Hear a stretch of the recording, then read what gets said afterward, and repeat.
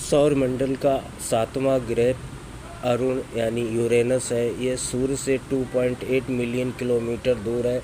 ये एक gas joint planet है जिसका आकार पृथ्वी से 4 गुना बड़ा है और इसका व्यास 50,724 किलोमीटर है। अरुण की खोज 1881 में विलियम हर्शल ने नामक एक खगोल शास्त्री ने की थी। इससे पहले एक तारे के रूप में देखा जाता था। ये पहली बार था कि किसी टेलीस्कोप की मदद से किसी ग्रह की खोज हुई थी। इस खोज ने खगोल विज्ञान के क्षेत्र में एक नया अध्याय लिखा, क्योंकि ये उन ग्रहों में है जिसे नग्न आँखों से नहीं देखा जा सकता। यूरेनस की धुरी लगभग 98 डिग्री झुकी हुई है, जो इसे सौर मंडल के सभी ग्रहों से अलग बनाती है। इसका मतलब ये है कि यूरेनस अपनी कक्षा में ऐसे घूर्णन करता है जैसे वह लेटा हुआ हो। इस झुकाव का कारण शायद किसी प्राचीन वस्तु का यूरेनस से टकराना हो सकता है। इसी झुकाव के कारण यह यूरेनस के ध्रुवों पर 42 वर्षों तक सूर्य की किरणें पड़ती है और अगले 42 वर्षों तक पूरा अंधेरा रहता है। यूरेनस का एक साल पृथ्वी के लगभग 84 वर्षों के बराबर होता है। यूरेनस का वातावरण अत्यंत ठंडा और कठोर है, जो सौरमंडल का सबसे ठंडा ग्रह बनाता है, और इसका तापमान लगभग -200 डिग्री सेल्सियस तक गिर जाता है। इसके वातावरण में हाइड्रोजन और हीलियम से बना है, लेकिन मीथेन गैस की उपस्थिति के कारण इसे नीला रंग प्रदान करता है। मीथेन गैस ग्रह की ऊपरी पर से आने वाली लाल और पीली किरणों को ऑब्जर्व कर लेता है और नीली और हरे रंग की किरणों को वापस रिफ्लेक्ट कर देता है। यूरेनस के वातावरण में तेज हवाएं चलती हैं, जिसकी गति 900 किलोमीटर प्रति घंटा के बराबर होती है। मुख्य रूप से बर्फ और चट्टानों का बना है, जिसे वैज्ञानिक आइस जेंट कहते हैं। बृहस्पति और शनि जैसे ये गैस जॉइंट से बिल्कुल अलग है।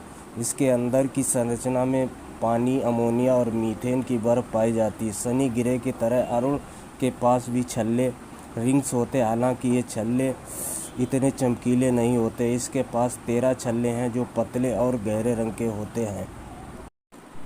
इन छल्लों को पहली बार 1987 में देखा गया था। इस ग्रह की एक और ख़ास बात यह है कि पानी की बारिश नहीं बल्कि हीरों की बारिश होती है।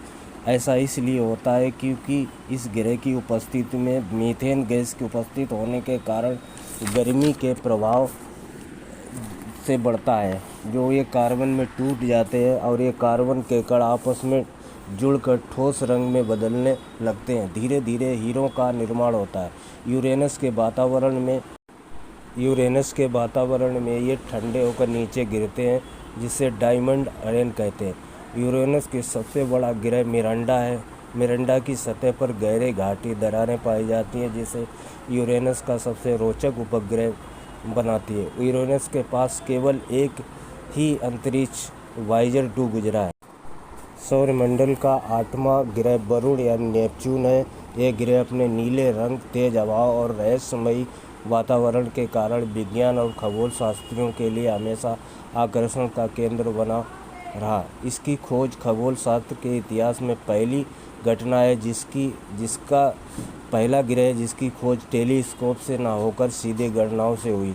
1846 में खगोल शास्त्री ने देखा कि नेपच्यून ग्रह की गति सामान्य नहीं है, तो उन्होंने अनुमान लगाया कि इसके पीछे किसी दूसरे ग्रह के गुरुत्वाकर्षण शक्ति हो सकती है। फिर जर्मन खगोल शास्त्री जोहान गिटफ्रेड गेले ने 1946 में इस ग्रह की निर्धारित स्थिति में देखा और नेपच्यून की खोज का श्रेय उन्हें मिला। सूर्य से इसकी दूरी लगभग 4.5 अरब किलोमीटर है तथा ये सूर्य की परिक्रमा करने में 165 साल लगाता है, तथा नेपच्यून अपनी धुरी पर एक चक्कर लगभग 16 घंटे में पूरा करता है। सौरमंडल का चौथा सबसे बड़ा ग्रह है, जिसका व्यास 49,244 किलोमीटर है, जो पृथ्वी के आकार का लगभग 4 गुना है। ये एक गैस जाइंट प्लैनेट है जिसका अंतरिक्ष भाग मुख्यतः रूप से बर्फ, हाइड्रोजन और हीलियम का बना है, जबकि इसका वातावरण बेहद रोचक और रहस्यमय है, जो हाइड्रोजन, हीलियम और मीथेन गैसों से मिलकर बना है। इसका वातावरण बहुत ठंडा है और उसका तापमान -214 डिग्री सेल्सियस तक पहुंच जाता है। इस ग्रह पर सबसे तेज़ हवाएं चलती हैं, जिसकी गति 1100 किलोमीटर प्रति घंटा होती है। यहाँ बहुत सारे तूफ़ान देखे गए, जिसमें सबसे प्रसिद्ध तूफ़ान द ग्रेट डार्क स्पॉट है। 1989 में वायेजर 2 द्वारा खोजा गया था। वैज्ञानिकों ने अन्य तूफ़ान की खोज की थी, जिससे लगता है कि नेपच्यून का वातावरण काफ़ी गतिशील है। नेपच्यून के पास रिंग यानी छल्ले हैं। यह शनि की ग्रह की तरह साफ और चमकदार नहीं है। इसके पास कुछ 5 छल्ले यानी रिंग्स हैं। नेपच्यून के छल्ले असामान्य और फैले मोटे हुए हैं। इसके पास 14 उपग्रह, जिसमें सबसे बड़ा और महत्वपूर्ण ट्राइटन है, जिसे 1846 में के बाद नेपच्यून की खोज के बाद विलियम रेसल ने खोजा था।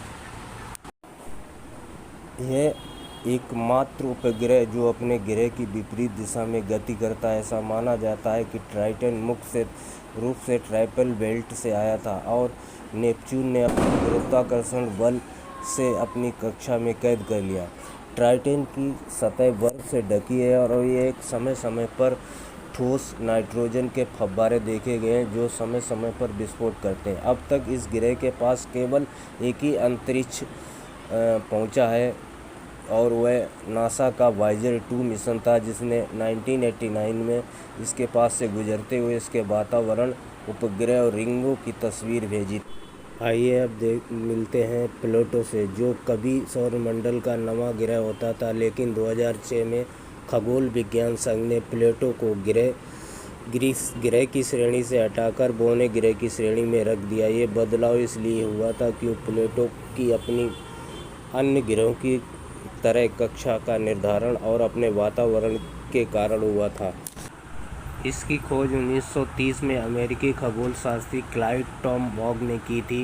कुछ वैज्ञानिकों को संदेह था कि नेपच्यून और यूरेनस की कक्षा में विचलन है, जो किसी अज्ञात ग्रह की उपस्थिति का संकेत देता है। तब क्लाइड टॉमबॉय ने इस बर्फीले ग्रह को खोजा तो प्लूटो की कक्षा बहुत अनोखी थी, जो न केवल अंडाकार थी बल्कि दूसरे ग्रहों की तुलना में काफ़ी झुकी हुई थी। इसकी कक्षा सूर्य से 4.4 किलोमीटर अरब से लेकर 7.4 किलोमीटर अरब तक फैली है। यह सूर्य की परिक्रमा लगभग 248 पृथ्वी वर्षों के बराबर पूरी करता है। एक और दिलचस्प बात यह है कि प्लूटो की कक्षा का एक हिस्सा नेपच्यून की कक्षा में आता है, लेकिन ये दोनों ग्रह कभी आपस में टकराते नहीं हैं।